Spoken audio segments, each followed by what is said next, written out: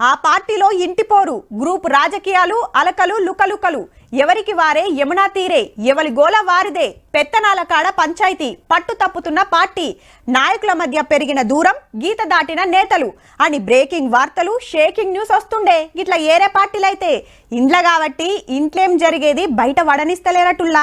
గవన్నీ మనకు కూడా ఎందుకు గాని ఇప్పటి మందమైతే గిది. బీఆర్ఎస్ లో ఎట్లున్నదంటే కేటీఆర్ గారు ఎల్ఆర్ఎస్ మీద కొట్లాడదామంటే కవితక్క రాలేదు, కవితమ్మ జీవో నెంబర్ 3 మీద ధర్నా చేద్దామంటే రామన్న రాలేదు. వీళ్ళిద్దరు పోరాటాలకు హరీష్ రావు సార్ రాలేదు. అట్లని ఢిల్లీకి పోయినరా, జిల్లాలకు పోయినరా అంటే హైదరాబాద్ నుండి కూడా ఒక లడాయికి ఇంకో లగుపడలే ముగ్గురు కూడా.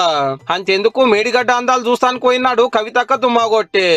అధ్యక్షుల వారు పార్టీ ఆఫీస్కి వచ్చినప్పుడు తప్పితే ఏడ కలుస్తలేరు, ఏది కలిసి చేస్తలేరు. ఆఖరికి ఒకల పోరాటానికి ఒకరు సోషల్ మీడియాలో కూడా ఇమ్మ తెచ్చుకుంటలేరు. ఇంట్లో ఏమైతుందో గాని ముఖ్యమైన వాళ్ళే 3 దిక్కుల పోతుండే వరకు కడమోళ్ళు పట్టి పర్వాలేనట్టే ఉంటున్నారు పార్టీలా.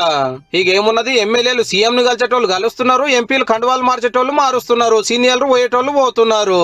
అసెంబ్లీలో ఒక పారే 115 టికెట్లు వంచిన వాళ్ళు ఇప్పుడు 15 టికెట్లు ఇస్తానికే కింద మీద అవుతున్నారు. అప్పుడిద్దరు ఇప్పుడిద్దరు అనుకుంటా ఇదే ఇచ్చిరు ఇప్పటిదాకా.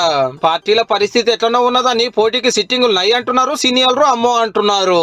ఒక్క మాట మీద నిలబడి ఒక్క బాటలో నడుస్తారనే పేరున్న బీఆర్ఎస్ పార్టీలా ఒక్క ఓటమి తోటి గిట్లున్నది పరిస్థితి.